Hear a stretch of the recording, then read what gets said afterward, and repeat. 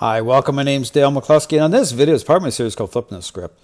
I'm going to be showcasing another moment when a dog gets triggered off by way of rubbing on the dog as a trainer, pictured here, Sean O'Shea, the good dog, is interacting with a dog that's already gained a high level of control in the relationship. So again, talk about the confusion as it relates to what represents influence in terms of a theme of clarity. We'll talk about that as well. By way of a process, once a dog has already gained a level of control in the relationship, and in terms of reversing course, in terms of clarity, by way of, again, even in terms of agreeableness, the right way to keep the level of conflict down, okay, as low as possible, by way of making sure that the dog is getting a clear message, okay, in terms of a process as well as your role in that. And the way to see this, again, I've already put out a couple of videos in terms of this type of touch, how, again, in terms of just how a dog will associate even certain hand motions, okay, while they're brought under control at the same time. So how that will, just like fire and gasoline, how that can trigger off an aggressive moment. And the videos, again, I put out a couple of videos prior to this one to really showcase that, is, again, Zach George petting on the top of a dog's head while the dog has a muzzle on. You see the moment where even the dog is nudging, okay, for Zach George to pet, to try to kind of rebalance, okay, the power dynamic, okay, the scales. Because again, when I talk about what does in terms of relationship, in terms of dogs as social animals, how they connect with the human at an emotional level, as dog owners are petting, as they're connecting at an emotional level, how that becomes weakness to the dog, how that transfers into a relationship problem, in terms of how the touching and the emotion is defined by nature, by way of dogs as social animals. So understand that how you're interacting with your dog, how you're connecting with your dog, that matters.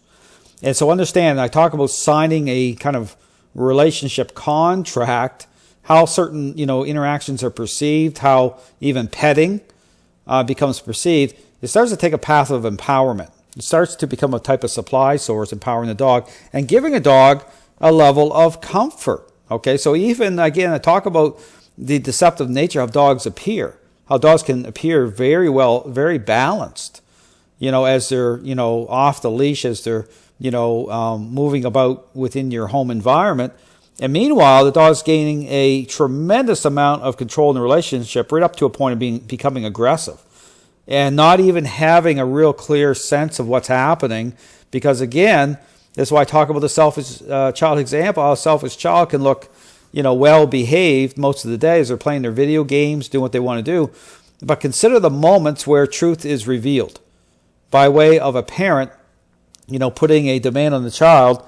Again, examples I use is like pick up your toys because you're the parent, versus, and this is what the dog training world is really built on, pick up your toys and here's $100.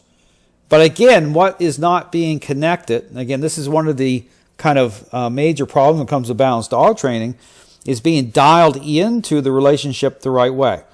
Dialed into a dog's state of mind in terms of, I call this issue of stinking thinking, okay? And it's the same type of stinking thinking, okay, when you're dealing with a relationship problem where a child has become selfish. Okay, so how they think about the parent, how they think about other people, how they think about, getting along and sharing certain interactions, that is all contaminated based, again, on their level of selfishness. It's all about them. And so I talk about, the role of influence, okay, engaging a relationship problem, but also this issue of stinking thinking. This is one of the major pieces that is missing when it comes to balanced dog training. Okay, what is called corrections. And so what you see is balanced dog trainers, they're not dialed in to engage in terms of a dog's level of stinking thinking, as the dog is starting to fixate, as control starting to manifest. Because balanced dog trainers will just assume, because understand at the same time, they're aligned with this idea that trains a learner-based exercise. So they motivate dogs in a very superficial way at the beginning. And so understand when I talk about the process itself, why this sets up a problem by way of being dialed into the relationship and dog state of mind the right way. This all plays into this idea. Okay, it lacks depth. It does not reconcile behavioral issues the right way in terms of understanding dog state of mind that way as well. So this matters because when it comes to intercepting, a dog's state of mind, when a dog is already starting to fixate, starting to express control, well, balanced dog trainers are delayed in that. They're in a reactive posture, so they wait until what they see is an obvious moment before they in quotation marks, correct the dog. Okay, now, I would encourage you to really understand this issue better.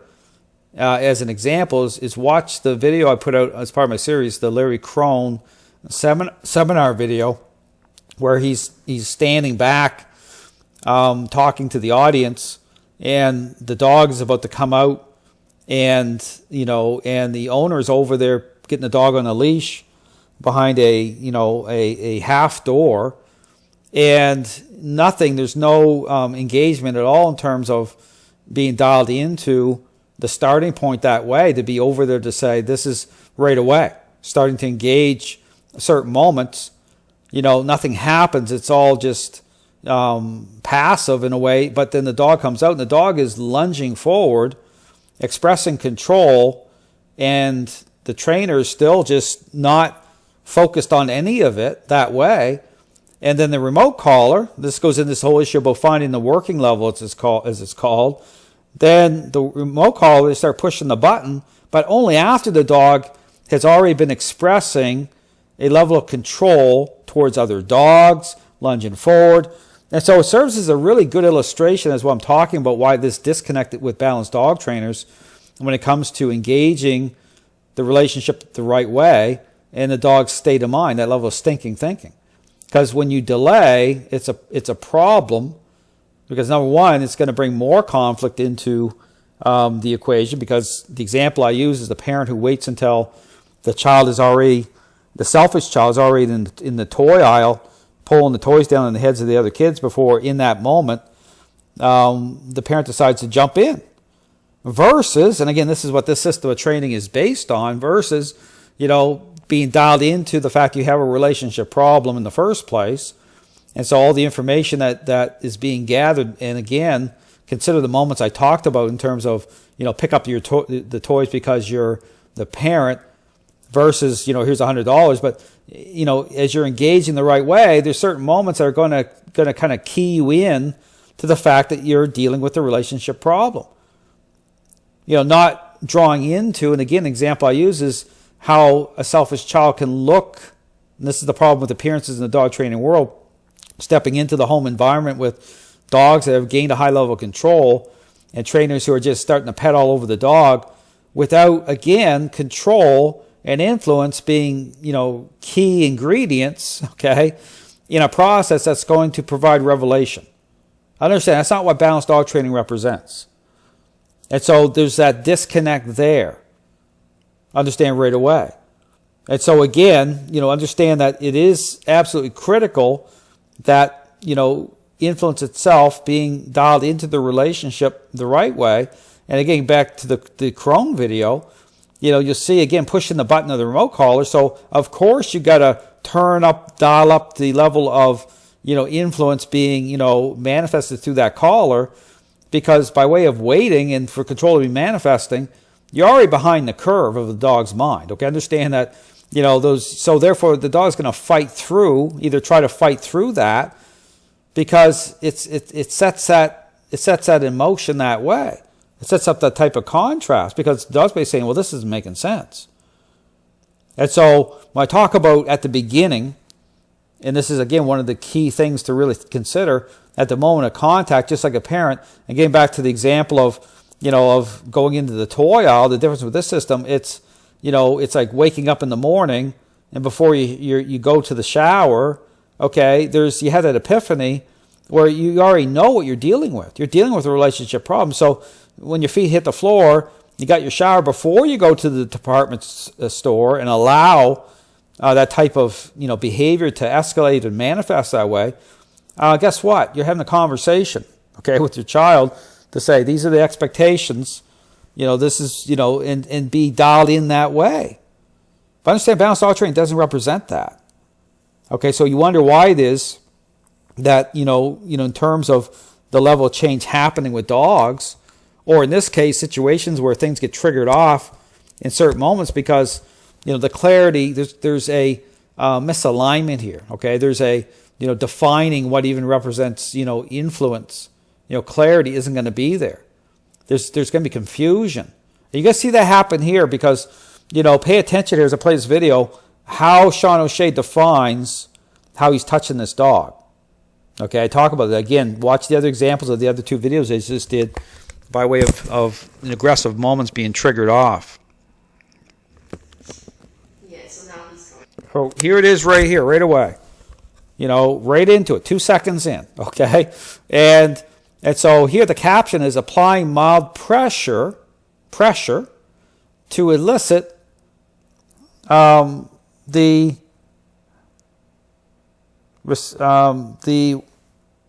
positive response in order. Just a second. We're trying to read all this here. Let's go down here a little bit. Oh,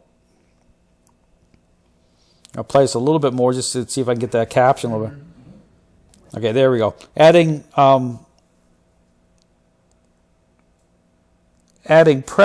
pressure. So let's talk about adding pressure to elicit a negative response. Okay, in order to, and there's something under here. Okay, there it is. There's a snap. See how fast that happened? But the point here, okay, is how he defines how he's touching this dog. Okay, he's saying adding mild pressure to elicit a negative response in order to control. So, if I understand that, okay, so this trainer here, Sean O'Shea, is rubbing his hands. It's a petting motion, okay? See how he's moving his hand back and forth like petting a dog, but he's interpreting this as pressure. Okay, that's not pressure. So how you would take pressure is it's about, again, talk about intentional control. Okay, so, and influence. So when I talk about the issue about clarity, if you watch my videos how I'm doing this, I'm pushing directly down on the dog.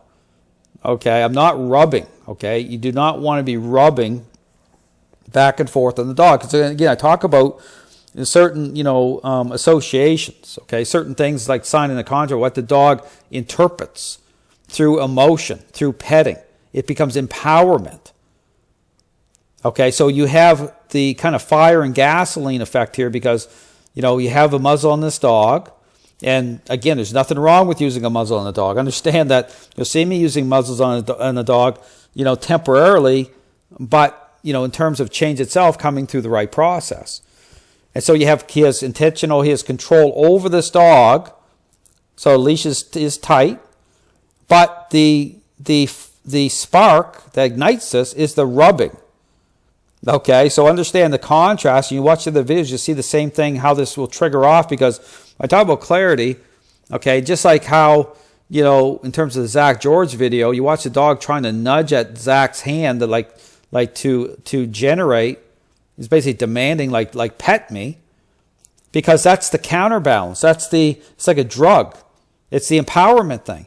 It's trying to kind of, rebalance the scales, because the dog, in terms of the Zach George video, the dog has a muzzle on.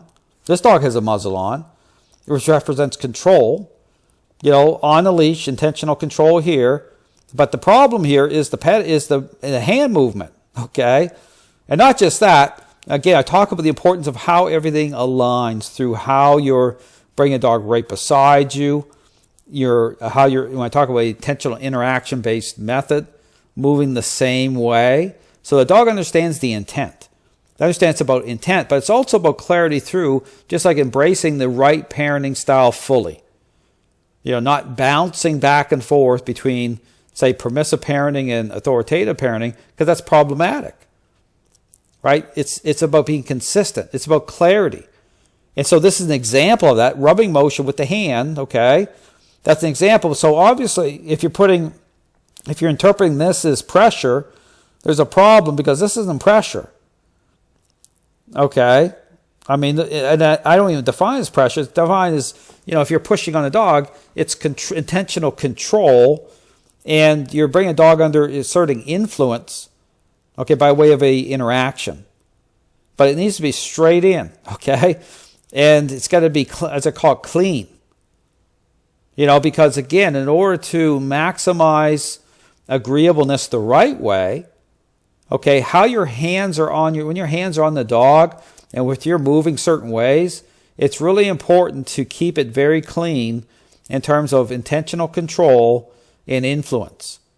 But when you get into this issue about if your hands are rubbing, and again, you watch the Christopher Fraze video, it's another great example. You'll see several moments getting triggered off. As Christopher Fraze is at certain points, he's pushing on the dog's nose directly. Then his hands start to, rub up on the dog's head. And then on top of that, he's kneeled down, he's postured down with his dog, which represents typically that's a pathway to emotional connection.